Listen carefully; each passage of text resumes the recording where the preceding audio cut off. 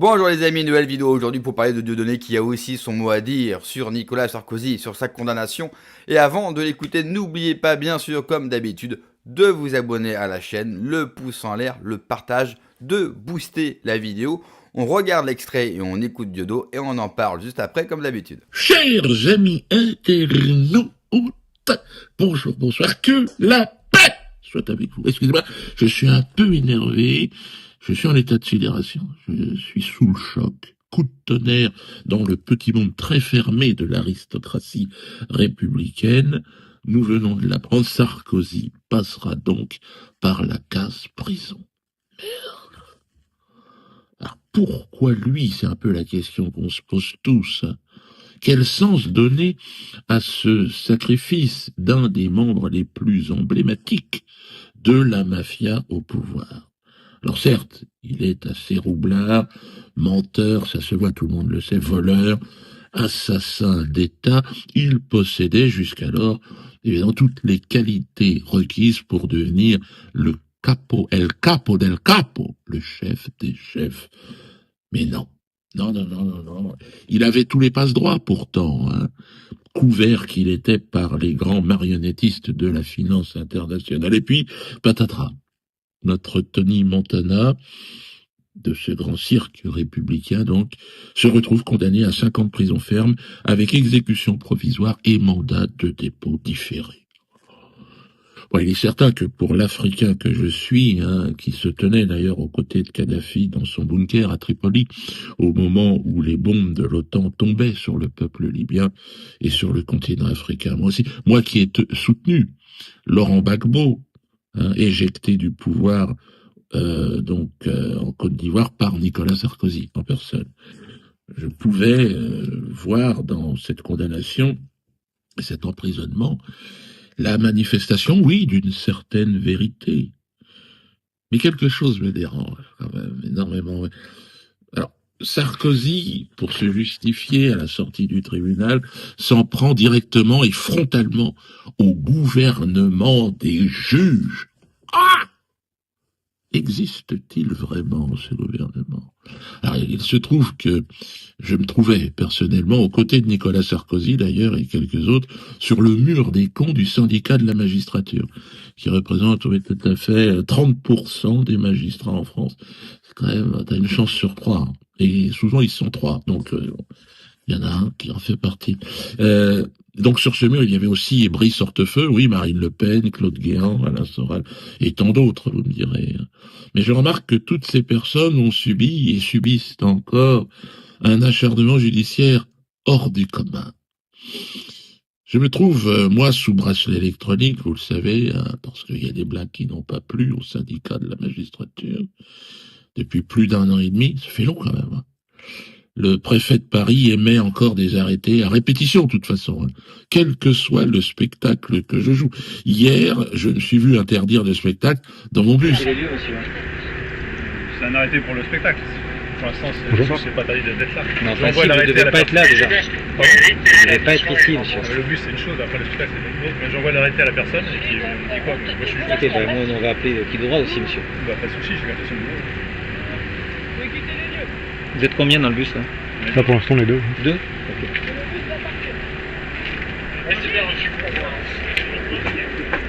J'ai donné à qui le droit d'arrêter. Hein? À l'arrêter pourquoi? On a fait 2 heures de yeux.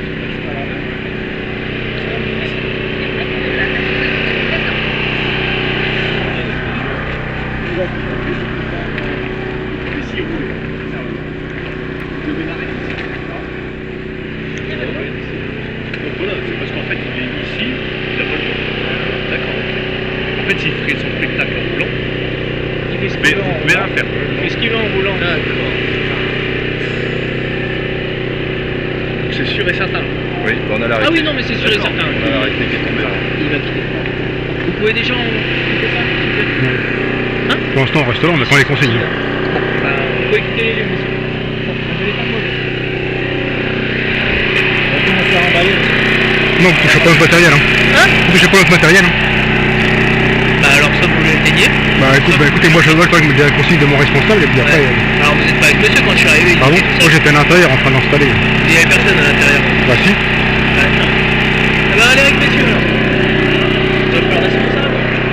avec messieurs. Pardon? Vous allez avec ces messieurs. Pourquoi? Vous êtes avec, non? Non, je suis pas avec eux, non. Moi, je suis là, hein. Eh ben alors aidez votre collègue alors. On remballe, hein. alors. Ok. Vous remballez, c'est ça? Oui monsieur, on remballe monsieur. D'accord monsieur. Allez. Un best-of donc de mes meilleurs sketchs, parfaitement autorisé sur les plateformes YouTube, TikTok. Il n'y a aucun sens. Alors, je suis allé devant le tribunal administratif et cette interdiction, mes amis, cette interdiction politique a été validée par le tribunal administratif de Paris.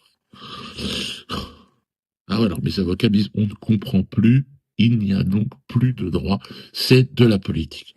Alors oui, il existe, pas d'amalgame, il existe un groupe d'activistes dans la magistrature, mais qui ne représente pas l'ensemble des magistrats, comme partout, comme dans la police, comme partout. Pas d'amalgame, hein, pas d'incitation, bien sûr, à la haine. Mais ce petit groupe d'activistes au sein de la magistrature sont en train de détruire le dernier pilier de l'utopie démocratique. Je suis la preuve vivante, bien malgré moi, de son pouvoir de censure à cette mafia donc présente dans la magistrature également. Sarkozy en prison, bon, oui, mais alors, et le sang contaminé, et les rétrocommissions, et Georges Bush, et Netanyahou, qui a un mandat d'arrêt international, et on nous explique qu'il peut venir prendre son petit déjeuner sur les Champs-Élysées. Il n'y a pas de problème. Alors, la justice pour qui, pourquoi? Et puis alors, les obligations vaccinales, et les gilets jaunes qui se sont fait massacrer, qui ont perdu un œil. Est-ce que c'est la porte ouverte? Alors les politiques vont-ils être extrêmement tendus? Parce que maintenant, ils ont fait tellement d'horreurs, ils continuent à en faire. Tellement de vols, tellement. Moi, je continuerai à faire marrer les gens, vous savez. Hier soir, c'était un petit peu dur, mais oui, parce que c'était injuste. C'est injuste parce qu'il n'y a pas de justice pour certaines personnes qui sont sur le mur des cons du syndicat. Alors, qu'est-ce qui va se passer? Est-ce que ces quelques petits juges, ils sont un petit groupe, 30%, est-ce qu'ils vont faire tomber la République? Moi, je vais continuer à la faire rire. Certains vont être surpris d'entendre Dieudo, quelque part, défendre Sarkozy par rapport à la magistrature et la justice française. Faut y voir bien sûr beaucoup d'ironie de la part de Dieudo. Car il y a plusieurs points qui sont intéressants. Le premier, effectivement, on le sait qu'aujourd'hui que la justice française, que la magistrature, a une couleur politique. Ce qui n'empêche pas de trouver ça très bien que Nicolas Sarkozy soit condamné.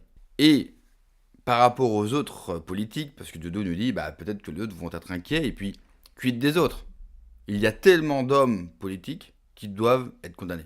Il suffit de reprendre toute la période de la crise sanitaire, de la période Covid, où là on a un paquet de gens qui devraient être condamnés. Effectivement, il faut que ça soit le cas. Mais ne boudons pas notre plaisir.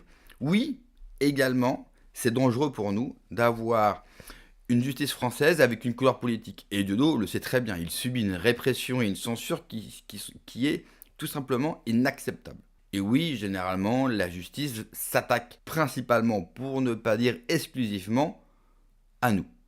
C'est vrai que c'est embêtant. Donc, bon, c'est vrai qu'on peut avoir le cul entre deux chaises. Mais il ne faut jamais oublier le bilan de Nicolas Sarkozy, qui fut un des plus grands traîtres à cette nation. Il parle de la Libye pour la droite française, qui est vent debout face à ce procès et à cette condamnation. Et qui est dans le même temps une droite qui est censée être anti-immigration. Bon, très bien. Leur rappeler que la Libye était le barrage des vagues migratoires. Et qu'en détruisant la Libye, eh bien, les vagues migratoires ont explosé et nous n'avons plus un pays tampon pour arrêter les centaines de milliers de migrants de traverser la Méditerranée. C'était également un crime, peu importe de ce que l'on pense du général Kadhafi. Ce n'est pas notre problème. Et Kadhafi faisait énormément pour la Libye et c'était aux Libyens de décider de leur avenir, de leur sort et de leurs responsables politiques. C'était pas à nous d'y aller. Et le résultat, c'est qu'aujourd'hui, on a un pays en ruine. Et nous avons un pays, tiens, je pense aux gens de gauche, où l'esclavage a été remis. Il y a aussi d'autres personnalités politiques étrangères qui devraient être condamnées. À mon sens, s'il doit y avoir une condamnation des hommes et des femmes politiques, ça viendra du peuple. la justice et la magistrature aujourd'hui a une couleur politique, elle ne fera rien. D'ailleurs, c'est cette même magistrature qui, en association avec Macron, avait fusillé la candidature de Fillon à l'époque. Donc on sait très bien que la justice française, elle est infiltrée. Et elle est contre nous et contre la France. Et qu'aujourd'hui, eh bien, la justice française et la magistrature a un poids beaucoup trop important et qu'il faudrait la dissoudre. C'est pour ça que si justice il y a, ça sera à nous de la rendre et non pas à la justice. Il y a bien sûr des juges qui font leur travail et des juges qui n'ont pas une couleur politique. Il faut dissoudre le syndicat de la magistrature. Il faut totalement refondre la justice française, lui redonner des moyens, dans le même temps construire beaucoup de prisons, beaucoup de places de prison et avoir une politique de tolérance zéro. Et condamner, pourchasser les vrais truands, les vrais racailles, les vrais traîtres à cette nation et laisser les Français tranquilles. Il faut que la justice redevienne, ou devienne plutôt impartiale, ou une justice à la Saint-Louis. Une justice juste pour tous, ce qu'elle n'est pas aujourd'hui. Donc pour finir, oui, il y a un problème avec la justice française, mais Nicolas Sarkozy devait être condamné, il l'a été, c'est une très bonne chose et nous n'allons pas nous en plaindre, bien sûr. Merci d'avoir regardé la vidéo les amis, n'oubliez pas de vous abonner, le pouce, le partage, le boost de la vidéo, prenez soin de vous, que Dieu vous protège, allez ciao.